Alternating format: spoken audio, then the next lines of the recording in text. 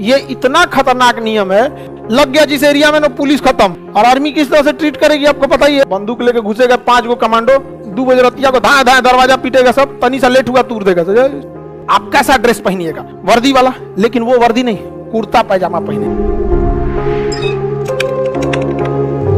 आसपा कानून ये अक्सर न्यूज़पेपर में सुनते होंगे आप, आसपा का ये इतना खतरनाक नियम है कि ये आसपा जहां लगता है ये मिलिट्री को यह अधिकार दे दिया जाता है कि जिस जिला में, जैसे अभी पटना है, पटना में दानापुर में मिलिट्री की छावनी है, लेकिन मिलिट्री रूल यहां नहीं लग सकता है। यहां पुलिस आएगी तो पुलिस, यहां मिलिट्री को भी पुलिस से परमिशन लेना पड़ेगा। कुछ यहां मिलिट्री किसी के घर की तलाशी नहीं ले सकती, तलाशी लेने का अधिकार किसको है? पुलिस। लेकिन अगर पटना में क्या लग जाए, आसपा पहाड़ में गोले पुलिस, बंदूक लेके घुसेगा 5 गो कमांडो, 2 बजे रतिया को धाए धाए दरवाजा पीटेगा, सब तनी सा लेट हुआ तूर देगा, तुमने बाद में आना, तुमने सबको चेक कर देगा सब जहां था। ये बहुत खतरनाक, ये आर्मर्ड फोर्सेस को दिया जाता है, लेकिन इसमें कई सारे मिसयूज हो गए। यहाँ पे कई सारे क्या हो गए? मिसयूज।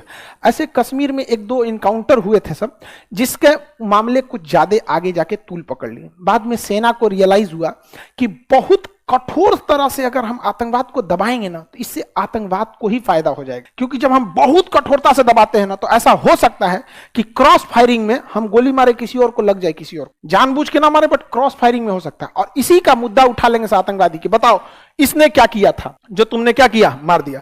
ऐसे कश्मीर में एक मामला आया था जिसमें कोई लड़का स्कूल में था, जिस टाइम पे उसके ऊपर ये कानून लग गया था, और इत्तेफाक से वो स्कूल में मार कर लिया, और स्कूल का प्रिंसिपल उठा के उसको पुलिस को बुला दिया। तो पुलिस यहां लिख रही है कि ये इसकी गिरफ्तार किया गया, और दूसरे और क्रॉस फायरिंग में उसको गोली लग गई। ऐसा मामला आतंकवादी खोजते हैं सब। तब आर्मी ने रियलाइज किया कि हमने तो आसपा कानून लाया था आतंकवाद को कम करने के लिए। हम आतंकवादी 1 मारते थे लेकिन 4 पैदा हो जाते थे, क्योंकि आतंकवादी भावनाओं से खेल लेते थे। तब सेना ने अपने चीजों में बदलाव किया, आसपा नियम को हटाया। अब आतंकवादियों को भावनात्मक सेना ने करना चालू किया। अब कोई आतंकवादी घेर लेते हैं तो सेना चारों ओर से घेर के गोली चलाती है ताकि उसकी गोलियां खत्म हो जाए। जब गोलियां खत्म हो जाती है तो आराम से बुलाया जाता है, बेटा आजा, मैं वादा करता हूं तुझे नहीं मारूंगा। आप ऐसे वीडियोस देखे होंगे बहुत, समझ में आ गया कि नहीं? इससे आतंकवादियों का मनोबल टूट जाता है। कहते हैं कि नहीं, हम फौज को जितना गलत समझ रहे थे उतना गलत नहीं। बहुत बार आतंकवादी सरेंडर नहीं करते हैं तो उसकी मम्मी को, पिताजी को या बहन को बुला के लाया जाता है कि देख ले तुम यहाँ पे, तुम इसके लिए। तो माँ भी माइक में बोलती है कि बेटा तू सरेंडर कर दे, मैं वादा करता हूँ सेक्शन अफसर या फिर कमांडर इन चीफ हैं या सेक्शन 2 IC हैं, जो भी है, ये छोड़ देंगे। और सेना उन्हें छोड़ भी देती है। सेना पूरी डिटेल लेके पूरा क्या कर देती है, छोड़ देती है वहां पे। बाद में उस पर नजर रखा जाता है यहाँ पे। और ऐसे जब किसी को मौत के मर रहा होता है ना, अगर कोई इंसान मर रहा है, मौत एकदम पास आ चुकी है, और उस समय जो उसे बचा लेगा ना, वो उसे जिंदगी भर साथ नहीं छोड़ेगा। तो एकदम सेना के हाथ में बंदूक था, और तब सेना जब छोड़ती है कहती देखो अगर ये बंदूक तुम्हारे हाथ में रहता ना, तुम हमें मार देते, लेकिन मेरे हाथ में, हम चाहे तो तुम्हें मार देंगे, लाश भी नहीं मिले घर में, लेकिन हम तुम्हें जिंदा लौटा रहे हैं। ये फर्क होता है एक पाकिस्तानी एक हिंदुस्तानी में। तो इसका काफी पॉजिटिव इफेक्ट पड़ा। इसका क्या होगा? काफी पॉजिटिव इफेक्ट पड़ा। जैसे आप ही लोग हैं, नहीं पढ़ते हैं तो हम आपको पीटते हैं, लेकिन बाद में आपको हम कहते भी कि देखो बाबू पढ़ो। लेकिन अगर कोई नहीं पढ़े, अब मार को हाथ पर तूड़ दे यहाँ पे, तो हो सकता है कि 1 हफ्ता तक लड़के पढ़ाई करें, लेकिन कल्पना कीजिए 6 महीने बाद ये क्लासरूम क्या होगा, भाग जाएगा। समझ आप? कई को तो आगे बैठना आप कैंसिल कर दिए। समझ में आया कि नहीं आ गया? यहाँ आप लोग का ही बंद हो जाए। अब समझ में आ रहा है कि नहीं आ रहा? आर्मी में सेक्शन 2 IC रैंक कौन होता है? सेकेंड इन कमांड होता है। किसी भी चीज का सेकेंड इन कमांड होता है, second in command 2 IC, company 2 IC, section 2 IC, किसी भी चीज का 2 IC होता है। क्या हुआ जी तुमको? चक्कर आने लगा? जाओ जाओ जल्दी जल्दी खोलो, इस हॉल में ही जल्दी जल्दी खोलो। देखो जी इसको चक्कर आ गया। आगे बढ़े। आसपास समझ में आ गया कि नहीं आ गया? ये बहुत खतरनाक कानून है आसपा कानून। लग गया जिस एरिया में ना पुलिस खत्म, पूरा कौन ले लेता है? और आर्मी किस तरह से ट्रीट करेगी आपको पता ही है, उसको कोई झमेला नहीं। अच्छा, आतंकवादियों की एक चीज देखिएगा, आतंकवादी कभी भी ना माइंड से खेलते हैं। वो बंदूक से दिखते हैं कि लड़ रहे हैं, लेकिन आतंकवादियों का मुख्य उद्देश्य होता है कि कैसे भी हिंदुस्तान में आतंकवाद को धार्मिक रूप दिया जा सके।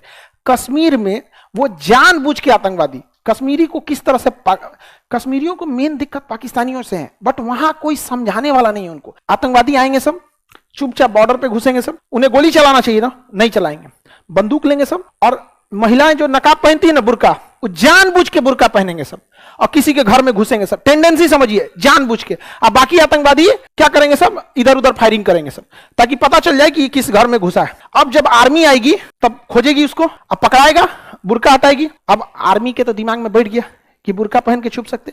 उस आतंकवादी की यह टारगेट होता है कि यहां हर महिला का बुर्का खोल के चेक किया जाए। अभी बताओ इससे उसका कितना धार्मिक भावना फैला। अगर भारत में किसी महिला का घूंघट उठा के पुलिस चेक करने लगे, लोग पुलिस के खिलाफ नहीं हो जाएंगे। लेकिन यहां के लोग बेचारे नहीं समझ पाते हैं कि यह पाकिस्तानी अब जिन्ना किस कदर का इंसान था, जिसने धर्म के नाम पे देश बना दिया, वो कश्मीर तोड़ने में उसको क्या जाता है। सोच सकते हैं आपको लगता है कि यह काम वो जानबूझ के करते हैं। और यह बात सेना को बहुत बाद में समझ में आई, तब जाके सेना इस चीज को रियलाइज की यहां पर। और हम लोगों की कोशिश रहती है इस चीज को समझा सके, लोगों को समझा सके, देखो तुम्हारे दिमाग में नफरत भर रहा है वहां पर। अब मजबूरी है सेना की, नहीं हटाएगा तो मार देगा उसमें गोली। समझ में आ गया कि नहीं आ गया। अब उसके चक्कर में सब पे जानबूझ के आएंगे सब, जबकि उसके पास सुसाइड जवार होता है, उसको मरने के लिए आया है, लेकिन मरने से पहले वो बदनाम करके जाएगा, मरेगा। और अब बताइए किसी की बहन का अगर मान के चलो रात में कोई आया, चेहरा खोल के देखे लड़का है कि लड़की, हालांकि आर्मी कुछ मिसबिहेव नहीं करती, लेकिन मजबूरी है उसकी, क्या पता उसी के भड़क में छुपा रहेगा, चली जाएगी, मार देगा गोली। मार दिए हैं सब, मारा है सब यहां पे। ये उनकी टेंडेंसी होती है। आप बताओ फौज में अगर आपको लड़ाई करना है, कहीं आपको चाइना, पाकिस्तान, अफगानिस्तान कहीं जाना है, आप कैसा ड्रेस पहनिएगा, वर्दी वाला। लेकिन वो वर्दी नहीं, कुर्ता पैजामा पहनेंगे और हेलमेट नहीं पहनेंगे, नमाज पढ़ने वाला टोपी पहनेंगे। मेंटेलिटी समझो, नमाज पढ़ने वाला टोपी, लाठी मारोगे तो कपार फूट जाएगा, गोली क्या बचाएगा। लड़ने के लिए क्या होना चाहिए, हेलमेट। जिसने लाखों का हथियार खरीदा वो हेलमेट नहीं खरीद सकता था, लेकिन लेगा कुर्ता और उसके बाद पहनेगा टोपी और तब मारेगा। यहां टेंडेंसी समझिए। पाकिस्तान चाहता है कि भारत में रह रहे 20 से 25 करोड़ मुसलमानों को इतना बदनाम कर दे कि ये लोग को यहां पे खुद लगने लगे कि खराब है। लेकिन यहां के लोगों को समझना पड़ेगा कि हम लोगों को तोड़ रहा है कोई बाहर, और जब तक हम जिंदा हैं ऐसा होने नहीं दे। और लाखों लोग हैं देश में, हमारे देश को इससे कोई फर्क नहीं। यही पाकिस्तान को लगता था कि ऐसा कर लेंगे तो बहुत लोग, ऐसा कुछ नहीं होता है यहाँ पाकिस्तान बैल है, चोट्टा कहीं का है। उसको गाली देना मतलब समय की बर्बादी लगता है। आगे बढ़े, आप लोग को मेंटेलिटी समझ में आ रही है। कितना दूर तक का माइंड गेम कौन चल रहा है, पाकिस्तानी चल रहा है। इंडियन आर्मी का ही यार, ये तो गलत काम कर दिया सब। इंडियन आर्मी परेशान करे तो क्या करे, क्योंकि देखिए हम कश्मीरियों को छोड़ के कश्मीर पे कंट्रोल कर लें ऐसा नहीं हो पाएगा। बिहारियों से दुश्मनी करके आप बिहार पे कंट्रोल कर लीजिएगा, नहीं। लेकिन अगर बिहारियों का दिल जीत लिए तो वो तो ऐसे आपको बैठा देगा। नहीं समझ में आया। बस यही टेंडेंसी सेना चाहती थी, लेकिन सेना फंस चुकी थी। तब सेना ने क्या किया पता है, आतंकवादी कहीं छुपे रहते थे सब यहाँ पे, तो सेना भी क्या करती थी यहाँ पे कारगिल की लड़ाई में यहाँ पे कारगिल की लड़ाई में कुछ सैनिक क्या कर रहे थे, नमाज पढ़ रहे थे, इंडियन आर्मी के थे सब। उन सबको लगा कि पाकिस्तानी आर्मी के हैं सब, आके आराम से कहा भाई चल ले, कहा भाई यहाँ पर। तो आर्मी भी अब इस टाइप की चीजों पे कर रही है। लेकिन आर्मी को टारगेटेड किलिंग करनी होती है कि टारगेट लेके उसे मारना है, और आतंकवादियों को किसी को मार दो। यहाँ आसपा कानून समझ में आ गया। देश के सुरक्षा बलों के पास कितनी बड़ी अजीब चीज है, बेचारा वो किसकी ओर जाए।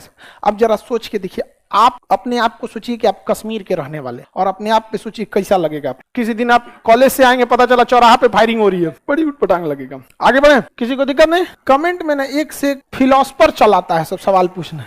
आगे बढ़े। सर ये सब चीज हम नेताओं को क्यों नहीं बताते हैं?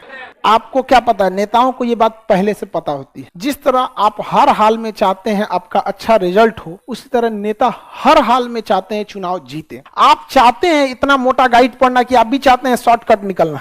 शॉर्टकट नहीं, आपको कोई कौन मार इसमें ग्रेजुएशन करके बैठा है, सब फर्जी ग्रेजुएशन है, सब ज्यादातर में है, सब 80%। लेकिन आप क्या सोचते हैं कि सर बता दें शॉर्टकट तरीका, इसमें से इसमें आएगा, इसमें। उसी तरह नेता भी शॉर्टकट सोचता है, और धर्म एक ऐसा नशा है ना, जल्दी उतरता नहीं है। आगे बढ़ जा। तो आसपा कानून समझ में आ गया।